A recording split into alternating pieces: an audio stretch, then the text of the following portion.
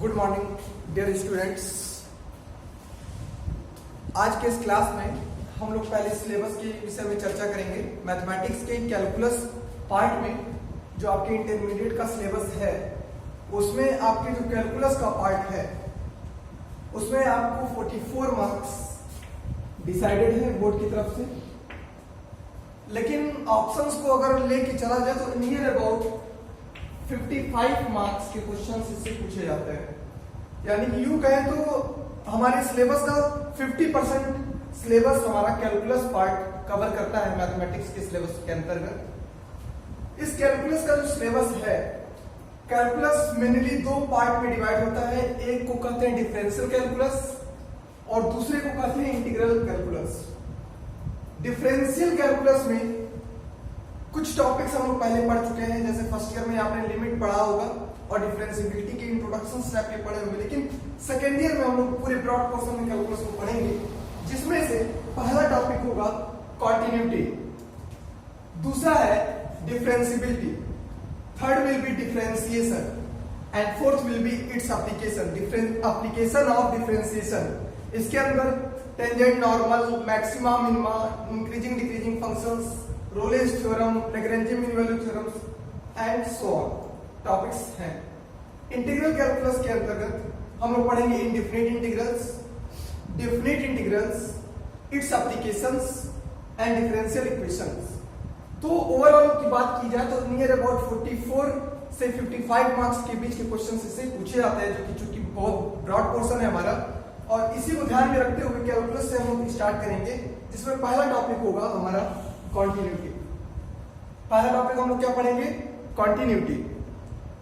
ठीक है, तो आज हम लोग डिस्कस करेंगे कॉन्टिन्यूटी के विषय में कि कॉन्टिन्यूटी क्या होती है, क्यों इसकी जरूरत पड़ी, इसकी डिफिनेशन क्या है और इसके न्यूमेरिकल्स को कैसे सॉल्व करें कि हमारे यहां से 5 मार्क्स के क्वेश्चन छूटने ना पाए। तो सबसे पहले हम लोग डिस्कस करेंगे कॉन्टिन्यूटी के विषय में। What is continuity? अगर कॉन्टिन्यूटी की हिंदी में बात करें तो कॉन्टिन्यूटी को हिंदी में सततता कहते हैं, या अगर हम कॉन्टिन्यूटी की इंग्लिश टू इंग्लिश मीनिंग की बात करें तो कॉन्टिन्यूटी का मतलब होता है फ्लुएंसी, हिंदी में लगातार कह सकते हैं।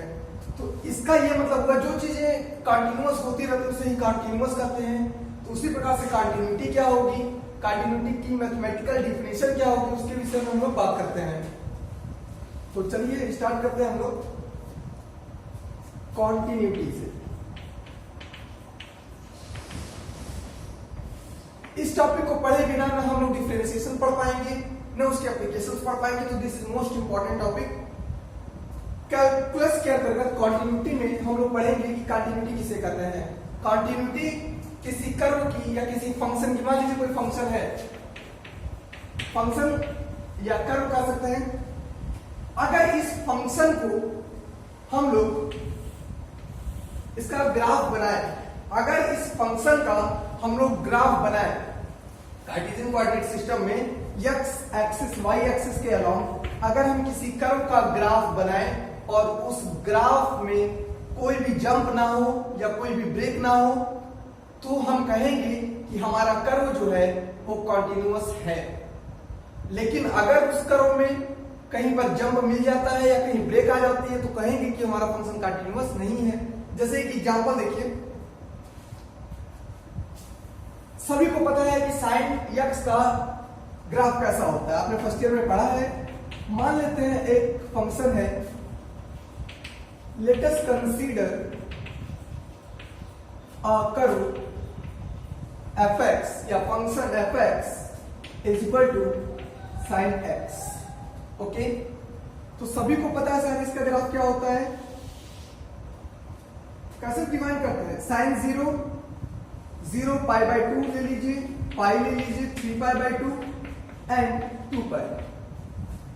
साइन 0 की वैल्यू कितनी होती है? 0 होती है। पाई बाय 2 की वैल्यू कितनी होती है? 1 होती है।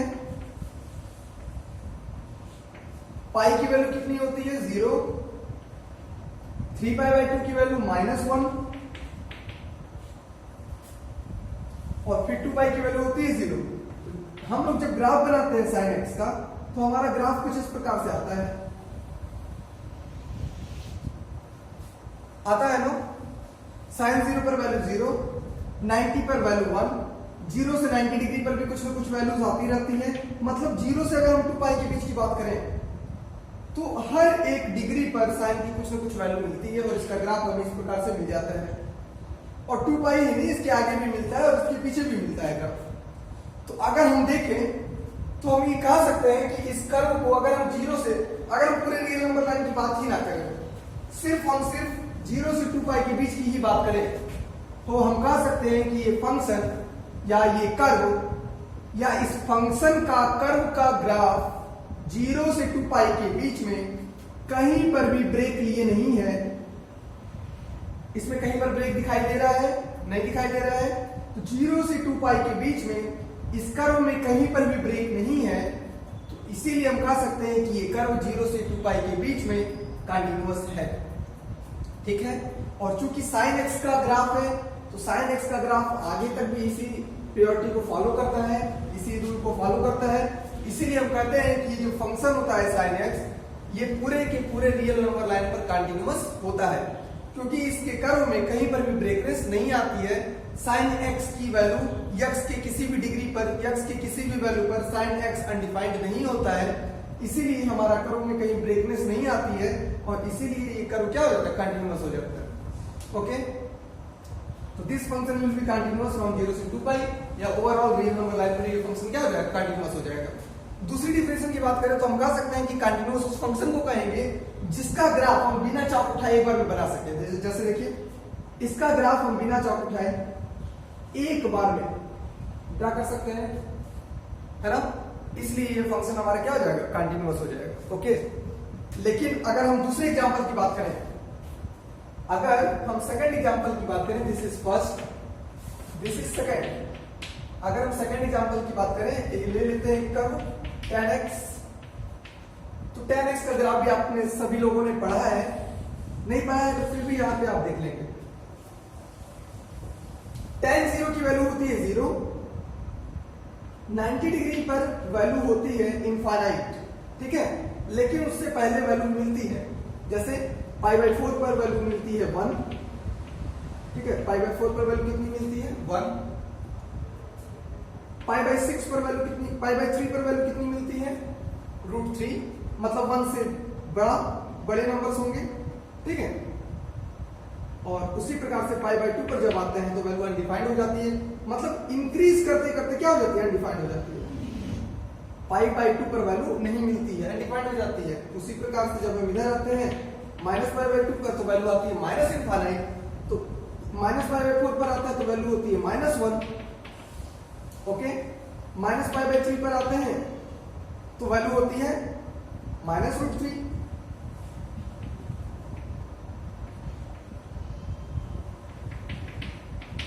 -√3। इस प्रकार से इसका ग्राफ जो आ जाता है इस प्रकार से आ जाता है, ठीक है। फिर उसके बाद इसका नेचर शो करता है वापस इस तरह से।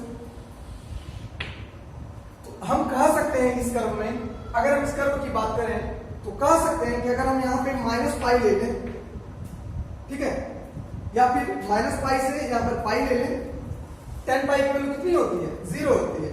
This is π and this is -π, okay. तब हम कह देंगे क्या ये कर्व कंटीन्यूअस होगा -π से π के बीच में? क्या ये कर्व कंटीन्यूअस हो पाएगा -π से π के बीच में? तो आपका जी सीधा सीधा जवाब होगा कि ये कर्व कंटीन्यूअस नहीं हो पाएगा -π से π के बीच में। क्यों नहीं हो पाएगा? क्योंकि -π पर वैल्यू मिल रही है, इसके आगे भी वैल्यू मिल रही है, लेकिन -π/2 पर वैल्यू नहीं मिल रही है, अनडिफाइंड हो जा रहा है, इस पॉइंट पर वैल्यू नहीं मिल रही है। फिर आप आएंगे, बाकी सब वैल्यू पॉइंट पर वैल्यू मिल रही है, लेकिन π/2 पर जैसे आ रहे हैं वैल्यू अनडिफाइंड हो जा रही है, इस पॉइंट पर वैल्यू नहीं मिल रही है। तो इस कर्व में क्या आ गया? जंप आ गया, ब्रेक आ गया। अगर इस पॉइंट पर वैल्यू मिलती तो ये कर्व कंटीन्यूअस होता, लेकिन इस पॉइंट पर वैल्यू ही नहीं मिल रही है हमारी, तो ग्राफ क्या हो गया? 3 पार्ट में या एंड सो ऑन आगे भी पार्ट में डिवाइड हो गया। तो क्या हम -π से π के बीच में इस कर्व को एक बार में ड्रा कर पाएंगे? नहीं कर पाएंगे। क्यों? चाप उठाना पड़ेगा हमें, चाप उठाओ, ठीक है, बना यहां तक।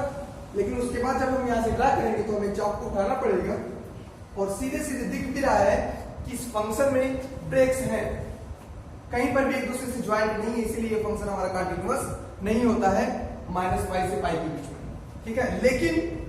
लेकिन अगर हम चर्चा करें कि -π/2 से आगे के लिए, मतलब -π/2 को कंसीडर नहीं करना, ओपन इंटरवल की बात कर रहे हैं हम, -π/2 को कंसीडर नहीं करना है, ओपन इंटरवल की बात कर रहे हैं। -π/2 से π/2 के लिए इसका मतलब क्या हुआ, इसका ये मतलब हुआ कि -π/2 से बड़े के लिए और π/2 से छोटे के लिए जितनी भी वैल्यूज मिल रही है उन सब पर हमारा फंक्शन की कुछ ना कुछ वैल्यूज मिल रही है, इसीलिए हमारा फंक्शन यहां से यहां तक तो कंटीन्यूअस है। लेकिन चूंकि यहाँ पे ब्रेक मिल जा रहा है, इसीलिए फंक्शन अगर हम -π/2 से π/2 के बीच में बात करें तो कंटीन्यूअस होगा, लेकिन अगर हम -π से π के बीच में बात करें तो कई जगह ब्रेकनेस आ जाने के कारण ये फंक्शन कंटीन्यूअस नहीं हो पाएगा, ठीक है। तो आपने अभी देखा कि जिस फंक्शन में या जिस फंक्शन के ग्राफ में ब्रेक आ रहे हैं वो फंक्शन हमारा कंटीन्यूअस नहीं हो पाएगा, ठीक है। चलिए एक एग्जांपल लेते हैं with limits, left hand limit निकाल करके, राइट हैंड लिमिट निकाल करके, क्योंकि हम लोग जो क्वेश्चन सॉल्व करेंगे यहाँ पर उसमें हम लोगों को ग्राफ बनाने की ज्यादा जरूरत नहीं आएगी, उसमें हम लोगों को left hand limit, right hand limit की वैल्यू की जरूरत पड़ेगी, जैसा कि आपने फर्स्ट ईयर में पढ़ा है। जिन्होंने नहीं पढ़ा है वो भी इस टॉपिक के अंदर ध्यान से समझेंगे इसको। चलिए कंटिन्यूटी की बात करते हैं पहले। तो कंटिन्यूटी को जानने से पहले हम उसके left hand limit, right hand limit के बारे में चर्चा करेंगे, फंक्शन को कंसीडर करेंगे। Late us consider a function fx is equal to mod of x minus 2। Okay, कौन सा फंक्शन किया हमने, mod of x minus 2 को कंसीडर किया है। अगर हम इसका ग्राफ बनाए तो उसके लिए हमें सबसे पहले x और fx की वैल्यू लेनी पड़ेगी, ठीक है। जब हम x की वैल्यू, अब यहां पे मैं कंटिन्यूटी की चर्चा करूंगा। Late us consider function fx is equal to mod of x minus 2। तो mod of x minus 2 में मैं कंटिन्यूटी की चर्चा किस पॉइंट पे करूंगा, किसी पॉइंट पर आप ले लेंगे, मैं चर्चा करूंगा x is equal to 2 पर। ओके, अगर हम पूछें कि क्या ये function x is equal to 2 पर कंटिन्यूअस है, तो देखिए कैसे इसको सॉल्व करते हैं, कैसे ड्रा करते हैं, कैसे निकालते हैं, कॉन्सेप्ट क्या है इसे। x is equal to 2 रखिए, x की वैल्यू 2 रखेंगे, x की जगह 2 रखेंगे, fx क्या आएगा, x की जगह क्या रखना है, 2 रखिए, 2 minus 2 0, fx की वैल्यू आ गई 0। ओके, 2 से स्लाइटली आगे बढ़ेंगे, 2.01, 2 से जस्ट आगे 2.01 रखेंगे तो वैल्यू क्या आएगी, 0.01 आएगी, है ना। 2.1 रखिए वैल्यू, तो क्या आएगी, 2.1 minus 2 0.1, 2.2 रखेंगे तो वैल्यू आएगी 0.2। यहां पे आते हैं 2 से स्लाइटली कम, 1.99, 1.99 minus 2 minus 0.01, लेकिन मॉड लग जाने के कारण प्लस हो जाएगा और क्या आ जाएगा 0.01। 1.9 पर आते हैं, 1.9 minus 2 minus 0.1, लेकिन मॉड है तो प्लस, और उसी प्रकार से 1.8 पर वैल्यू आ जाएगी 0.2, है ना। जब हम इसका ग्राफ प्लॉट करेंगे, this is x axis, y axis, x की वैल्यू 2 है,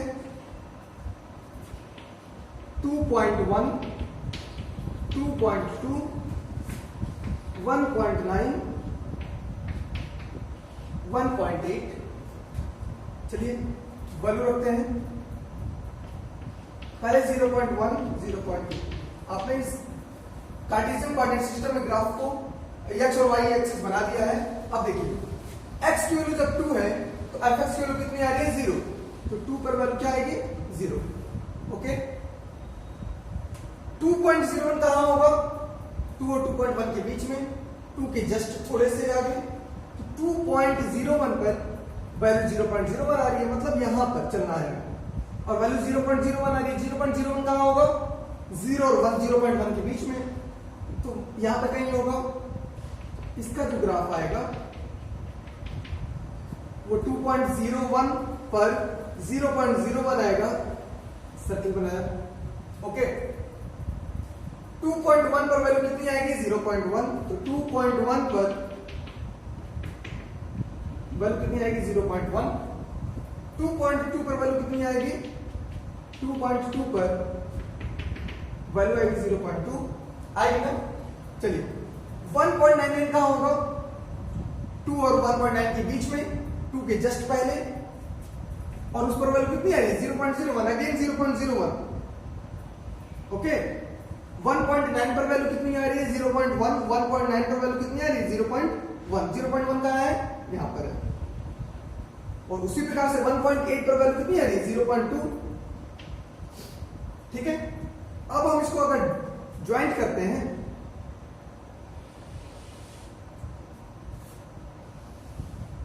तो हमारा कर्व कुछ इस प्रकार से बन जाएगा। ठीक है, हमारा कर्व कुछ इस प्रकार से आएगा।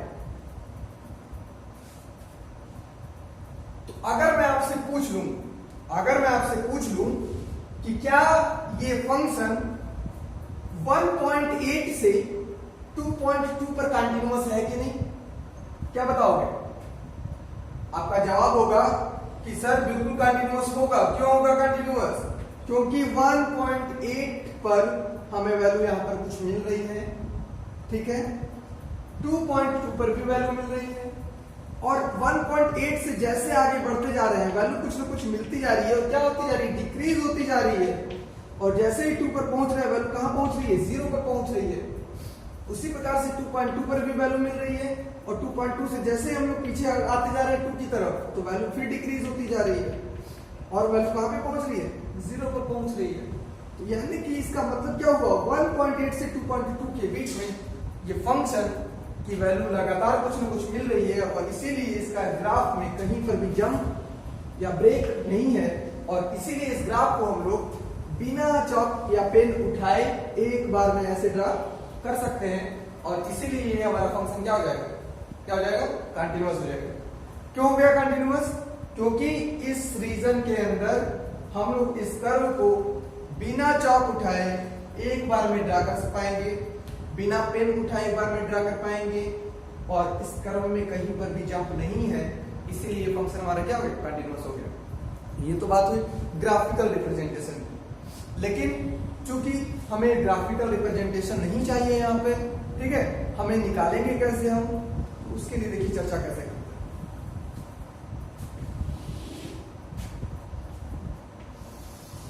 आपने पढ़ा है, देखिए, जब हम 1.8 से 2 के पास जा रहे हैं, ठीक है, जब हम 1.8 से 2 के पास जा रहे हैं, या फिर इधर से लेफ्ट से 2 के पास जा रहे हैं, किधर जा रहे हैं? लेफ्ट से 2 के पास जा रहे हैं, तो ये किसकी वैल्यू? x की वैल्यू है। मतलब क्या होगा? जब हम x की वैल्यू को 2 की तरफ भेज रहे हैं, x की वैल्यू को किधर भेज रहे हैं? 2 की तरफ भेज रहे हैं। अगर हम यहां से देखें तो क्या लिखेंगे? x टेंड्स टू 2 हो रहा है ना। x की वैल्यू किधर जा रही है? इंक्रीज होते होते किधर पहुंच रही है? 2 पर पहुंच रही है। किस साइड से? लेफ्ट से। तो लिखते क्या है? x tends to 2 from left. Okay, फिर यहां आते हैं 2.2 से वैल्यू घटती घटती डिक्रीज होते कहां पे आ रही है? 2 पर आ रही है। तो यहां पे भी लिखते हैं x टेंड्स टू 2, बट कहां से? फ्रॉम राइट से। ठीक है, कहां से लिखते हैं? फ्रॉम राइट से। तो इसका मतलब क्या हुआ कि जैसे जैसे x की वैल्यू डिक्रीज होते होते 2 पर पहुंच रही है, वैसे वैसे fx की वैल्यू डिक्रीज होते होते कहां पहुंच रही है? 0 की तरफ पहुंच रही है। fx की वैल्यू कहां पहुंच रही है? 0 की तरफ पहुंच रही है। उसी प्रकार से जैसे जैसे x की वैल्यू 2 की तरफ इंक्रीज होते होते पहुंच रही है, उसी प्रकार से इसकी वैल्यू fx की वैल्यू डिक्रीज होते होते कहां पे पहुंच रही है? 0 की तरफ पहुंच रही है। ठीक है, तो इसी को कहते हैं लेफ्ट हैंड लिमिट। क्या कहते हैं? Left hand limit. Left hand limit का मतलब x की वैल्यू 2 पर पहुंच रही है लेफ्ट से, तो हमारा लेफ्ट हैंड लिमिट में फंक्शन कितना आ रहा है? फंक्शन की वैल्यू कहां पहुंच रही है? 0 पर। तो कहेंगे कि इस फंक्शन में का लेफ्ट हैंड लिमिट 2 पर कितना आएगा? 0 आएगा। उसी प्रकार से इसमें क्या कहेंगे कि इस फंक्शन में जैसे जैसे x की वैल्यू 2 पर पहुंच रही है राइट साइड से, वैसे वैसे फंक्शन की वैल्यू कितनी कहां पहुंच रही है? 0 की तरफ पहुंच रही है। तो कहेंगे कि इसकी जो राइट हैंड लिमिट होगी x की वैल्यू 2 पर, तो फंक्शन की वैल्यू राइट हैंड लिमिट कितनी हो जाएगी? 0 हो जाएगी। ठीक है, तो इसको हम लोग मैथमेटिक्स से कैसे सॉल्व करेंगे? बहुत इजी है। इसको देखिए कैसे सॉल्व करते हैं। Left hand limit, left hand limit, इसको शॉर्ट में कहेंगे LHL। किस पॉइंट पर? किस पॉइंट पे निकाल रहे हैं? 2 पर कंसीडर कर रहे हैं। ठीक है, किस पॉइंट पे कंसीडर कर रहे हैं? 2 पर कंसीडर कर रहे हैं, कैलकुलेट कर रहे हैं। चलते हैं करते हैं कैलकुलेट इसको, लेफ्ट हैंड लिमिट को। लिखने का तरीका देखिए क्या है। आपने लिमिट में पढ़ा है, फिर भी आप यहाँ पे ध्यान देंगे, बहुत सिंपल होता है। जिस पॉइंट पर हमें निकालना है, किस पॉइंट पे निकालना है पहले ये डिसाइड करना होता है। मेंशन किया रहेगा किस पॉइंट पे निकालना है। किस पॉइंट पे निकालना है? 2 पर निकालना है। ओके, क्या लिखोगे लेफ्ट हैंड लिमिट में? Limit x tends to 2। Okay, कौन सी लिमिट निकालनी है? लेफ्ट हैंड लिमिट निकालनी है। किस पॉइंट पर निकालनी है? 2 पर निकालनी है।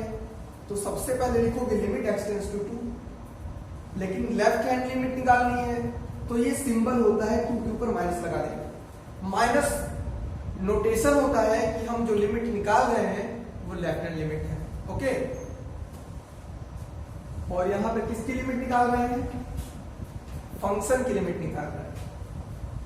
ठीक है, अब यहां पर देखिए क्या लिखते हैं, लिमिट। यहां पर कुछ लिखा हो उससे हमें मतलब नहीं है, सीधे लिखेंगे h tends to 0। h tends to 0 का मतलब होता है h is very small quantity. जैसे मैं बताया हमने यहाँ पे कि 2 पर पहुंच रहे हो तो कैसे डिक्रीज करते करते बहुत स्मॉल क्वांटिटी, 2 पर एग्जैक्ट नहीं पहुंच रहे हो, 2 से पहले पहुंच रहे हो 1.99999 तक। 2 पर एग्जैक्ट नहीं पहुंच रहे हो, 2 से पहले पहुंच रहे हो। कहां पर? 1.9999999 एंड सो ऑन तक। तो h is very small quantity, h is very small quantity tending to 0।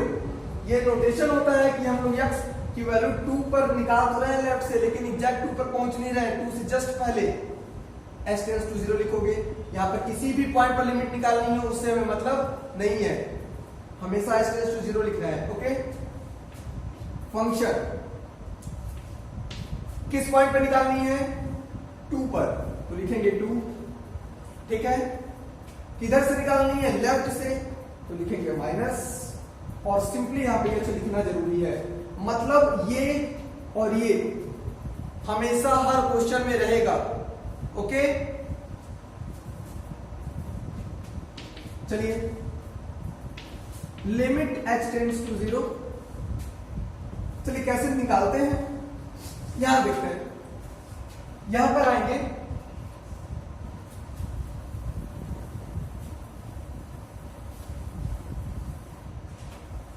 Function हमारा क्या है? मॉड ऑफ x माइनस 2 है। मतलब f के अंदर क्या है? x। तो मॉड के अंदर x माइनस 2 है, यहां पर x है तो यहां पे x है। लेकिन अब क्या है हमारा f के अंदर? बस f के अंदर देखना है। f के अंदर यहां पे क्या है? x। यहां पे f के अंदर क्या है? 2 माइनस h। यहां पे f के अंदर क्या है? x।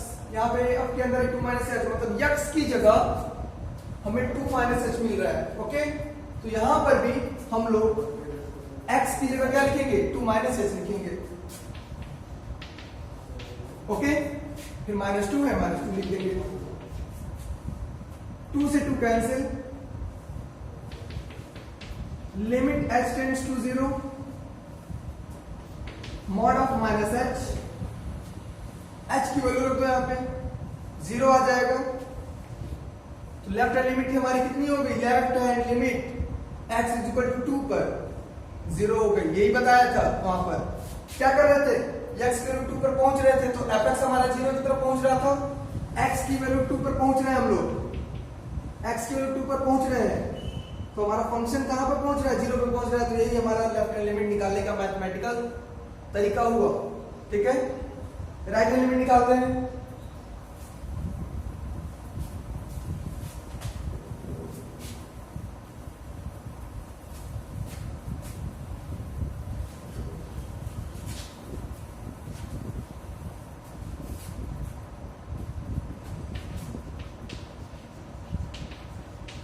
राइट हैंड लिमिट,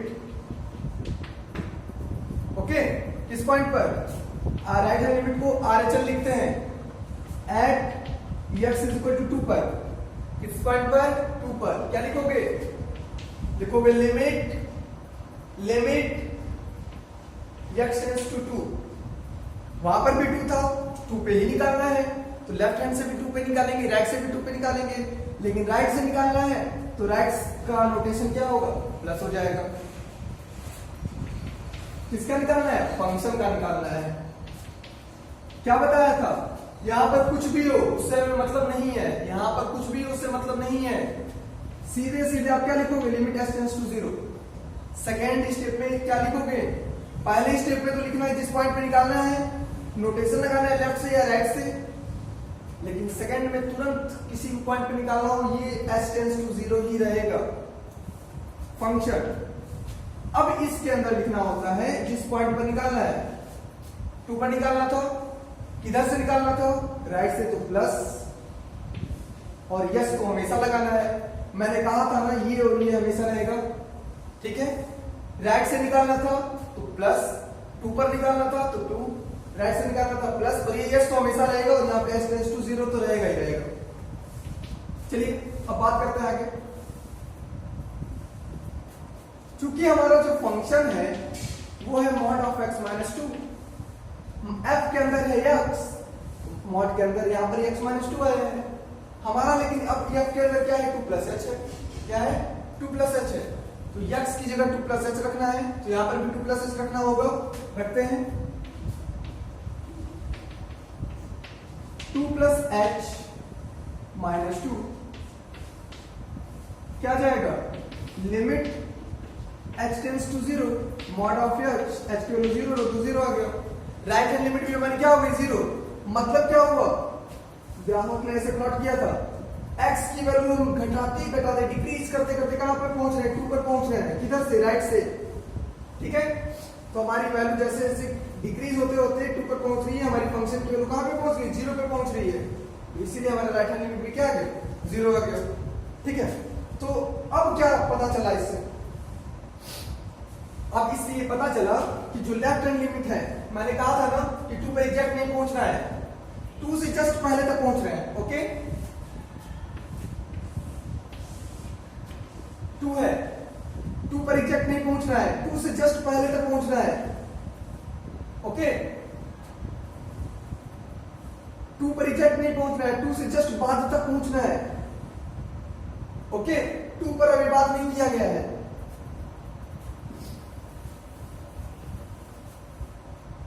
अब बात आती है वैल्यू ऑफ द फंक्शन की, जो आपके लिए नया होगा, लेफ्ट और राइट हैंड लिमिट तो आपने पढ़ा है। अब आती है बात वैल्यू ऑफ द फंक्शन की। तो क्या होता है value of the function, value of the function, value of the function भी हम लोग उसी पॉइंट पर निकालते हैं जिस पॉइंट पर हमें लिमिट या कंटिन्यूटी की चर्चा करनी होती है। हमें इस क्वेश्चन में कंटिन्यूटी की चर्चा किस पॉइंट पर करनी थी, 2 पर करनी थी। तो हम लोग वैल्यू ऑफ द फंक्शन में किस पर निकालेंगे, 2 पर ही निकालेंगे। लिखते क्या कैसे हैं, value of the function at x = 2 को लिखते हैं f(2). ठीक है, ये क्या बताता है, ये कहता है कि फंक्शन की वैल्यू होगी किस पॉइंट पर, 2 पर। सिंपली रख दीजिए x की जगह 2, क्या आ जाएगा, 2 - 2 0। वैल्यू ऑफ द फंक्शन भी 0 होगी। इसका मतलब क्या हुआ, फंक्शन की वैल्यू 2 पर कितनी है, 0 है। तो इसका मतलब हुआ कि जब हम x की वैल्यू 2 ले रहे हैं, जब हम x की वैल्यू 2 ले रहे हैं तो फंक्शन की वैल्यू कितनी आ रही है, 0 आ रही है। तो अब हमें 2 पर भी क्या मिल गया, 2 के पहले तक तो मिला ही था, 2 के बाद भी मिला था, लेकिन 2 पर भी क्या मिल गया, 0। जब 2 पर भी मिल गया और 2 के पहले भी मिला था, 2 के बाद भी मिला था, तो ये ग्राफ कैसा हो गया, ज्वाइंट हो गया, और इस प्रकार से हम क्या कहेंगे, लेफ्ट हैंड लिमिट कहां पे टेंड कर रही थी, 0 पर, राइट हैंड लिमिट कहां पे टेंड कर रही थी, 0 पर, वैल्यू ऑफ द फंक्शन कहां पे आया, 0 पर, तीनों एक पॉइंट पर कन्वर्ज कर गए और इसीलिए ये हमारा ग्राफ जो हो गया ज्वाइंट हो गया और इसीलिए हमारा कर्व क्या हो गया, कंटिन्यूअस हो गया। ठीक है, तो कंटिन्यूअस होने के लिए क्या जरूरत है, कंटिन्यूअस होने के लिए किसी फंक्शन की लेफ्ट हैंड लिमिट, किसी फंक्शन की राइट हैंड लिमिट, कंटिन्यूअस होने के लिए ध्यान से सुनिएगा, कंटिन्यूअस होने के लिए किसी फंक्शन की लेफ्ट हैंड लिमिट, उसी फंक्शन की राइट हैंड लिमिट और उसी फंक्शन की वैल्यू ऑफ द फंक्शन क्या होनी चाहिए, इक्वल होनी चाहिए। क्या लिखेंगे, a function fx will be continuous if left hand limit, right hand limit, value of the function